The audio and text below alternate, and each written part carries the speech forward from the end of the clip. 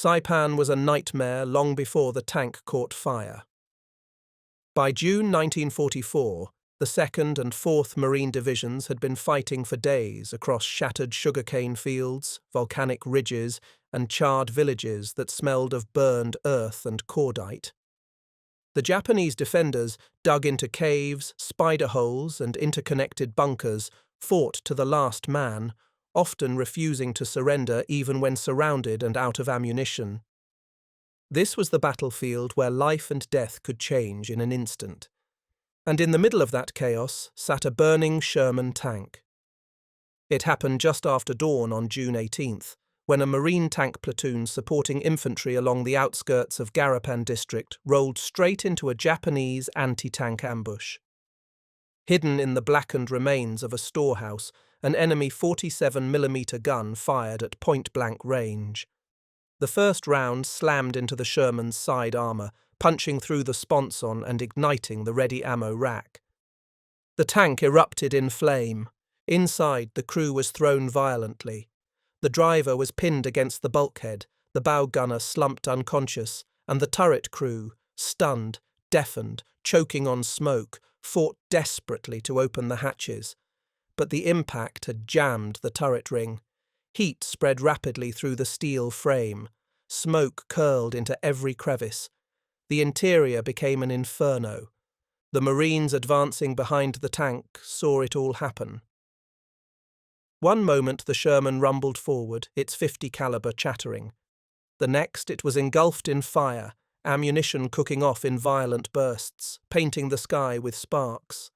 Japanese riflemen opened fire immediately, trying to pick off anyone who approached the burning tank. Most infantry hit the deck, returning fire from cover. Nobody could get near the vehicle. Even at 20 yards, the flames were so intense they radiated painful heat. The tank was minutes, maybe seconds, away from exploding completely. And that was when one Marine broke away from the safety of his squad and ran straight toward the burning Sherman. His name never became famous in newspapers. He wasn't a tanker. He wasn't even part of the same company as the crew inside.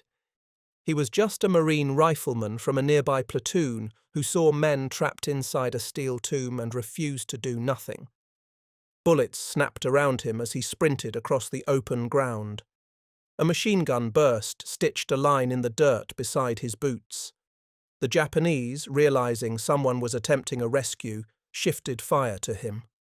Still he ran. The tank hissed, crackled, and roared. Ammunition inside the ready rack detonated in small bursts, each one threatening to ignite the main stores. Smoke poured from the commander's hatch in a thick black column. The Marine reached the hull, climbing onto the blistering hot metal. His hands seared instantly through the gloves, but he kept moving, using every second before the heat overcame him. He crawled across the flaming turret deck, grabbed the edge of the hatch, and pulled with every ounce of strength he had. At first, nothing. Then the hatch groaned, shifted dash, and finally tore open. Inside he saw the first crewman, dazed, barely conscious, trapped in smoke so thick he couldn't open his eyes. The Marine didn't know his name, didn't know his unit, didn't know if he was going to survive another 10 seconds on that tank. He just reached down, grabbed the man by his jacket, and dragged him into the burning sunlight. As the rest of the crew screamed for help from below. The Marine half-carried, half-dragged the first crewman off the turret and onto the ground. The man collapsed, coughing up soot, his eyebrows burned away, his hands shaking uncontrollably. Corpsmen rushed forward, pulling him to safety behind a ruined wall. But behind them, the burning Sherman roared even louder, its interior now a furnace. Inside, 3 Marines were still alive. Their screams mixed with the crack of rifle fire and the metallic rumble of rounds detonating inside the ammo racks. Every second the rescuer waited was another second closer to the tank exploding in a fireball that would kill anyone nearby. Most men would have stopped. He didn't. He turned and climbed back onto the tank. Japanese fire intensified immediately. A sniper round sparked off the turret ring inches from his head. Another whined past his ribs. The Japanese knew exactly what he was doing, and they knew stopping him meant killing the trapped crew inside. Flames licked across the turret top, peeling the paint, blackening the steel. He reached the hatch again, leaned inside, and shouted, "I've got you! Come on!" The gunner was slumped against the turret basket, bleeding from the forehead and barely conscious. The loader tried to push him upward, but the smoke was suffocating. The tank interior glowed orange as burning fuel seeped around the floor plates. The Marine dropped into the hatch head first, grabbed the gunner's collar, and heaved. The gunner came up slowly, too slowly. The heat was unbearable. A burst of flames climbed the turret interior like a living thing. The Marine coughed violently, eyes watering, but he held on. With a final pull, he wrenched the gunner upward and backward, dragging him across the turret top. The man's boots scraped the steel as he went limp.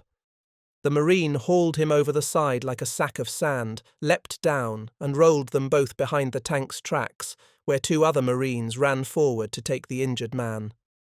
That was 2 men saved. Most would have stopped there. No one would have blamed him. The tank was seconds away from turning into a fireball. But from inside the turret, a faint shout rose through the flames. The bow gunner was still alive. Without hesitation, the Marine vaulted back onto the burning tank for a 3rd time. His uniform was scorched. His gloves were beginning to melt. Every breath tasted of burning fuel.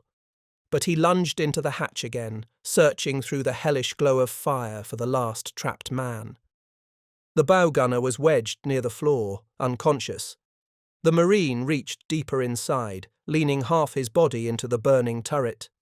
Pain exploded across his arms as the heat seared his skin.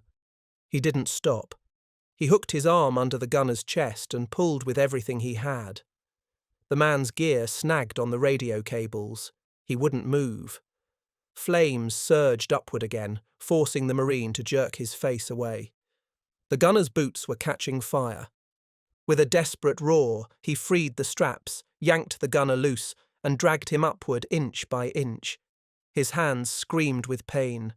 His uniform burned.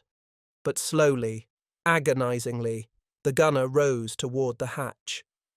Then, with one final heave, he lifted him out and hauled him across the top of the turret. By the time he got the gunner off the tank, the entire vehicle was engulfed in roaring flames. Seconds later, the Sherman's internal ammunition detonated in a massive blast. A shockwave so powerful it knocked men to the ground. The Marine who saved the crew didn't look back. He was already running to find out if anyone else needed help. The explosion that tore through the burning Sherman sent a shockwave rolling across the battlefield. A plume of fire shot into the sky, followed by a thunderous crack as the turret ring blew apart. The concussion flattened nearby grass and shook debris from the ruined buildings of Saipan. Marines ducked instinctively, some throwing themselves to the ground, others shielding their faces from the wave of heat. But when the smoke thinned, the men looked up in disbelief. The Marine who had gone back to the tank 3 separate times was still standing. His uniform was scorched black at the sleeves. His gloves were half melted. His helmet was dented from shrapnel.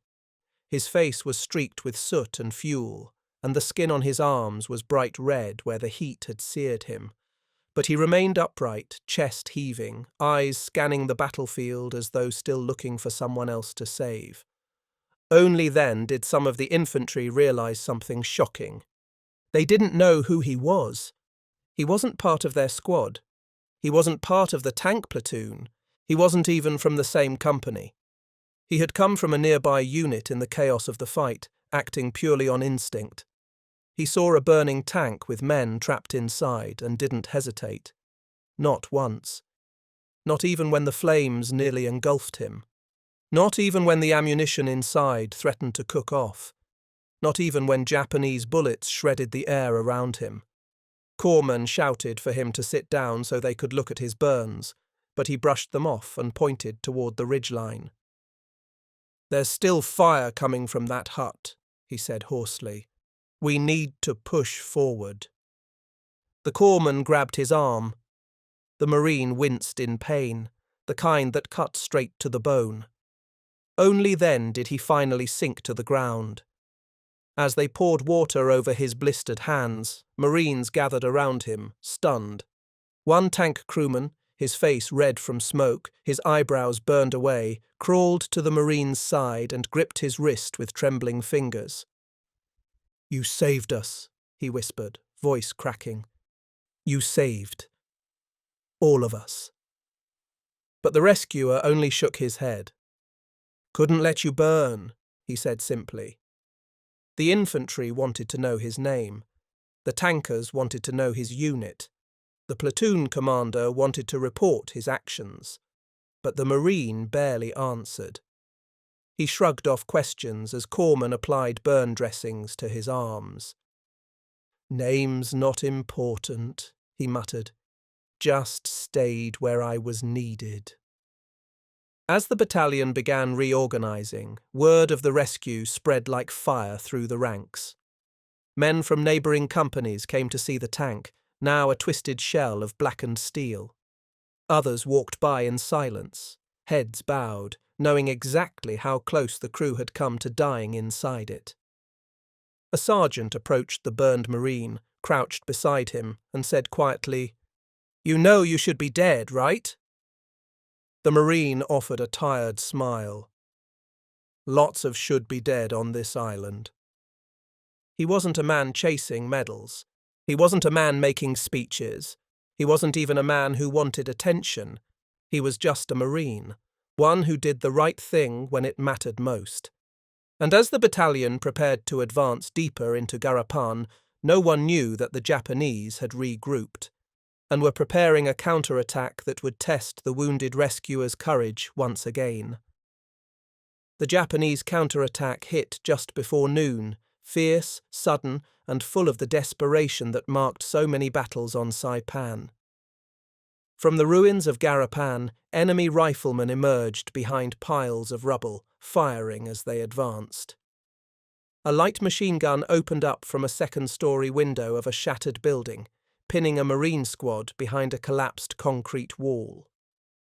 Mortar rounds thumped in the distance, sending bursts of dust and debris into the air. The wounded Marine who had rescued the tank crew should have been in the rear, receiving treatment. His hands were blistered raw, his arms wrapped in makeshift bandages. Every movement sent waves of pain up his arms. Corpsmen told him to stay down.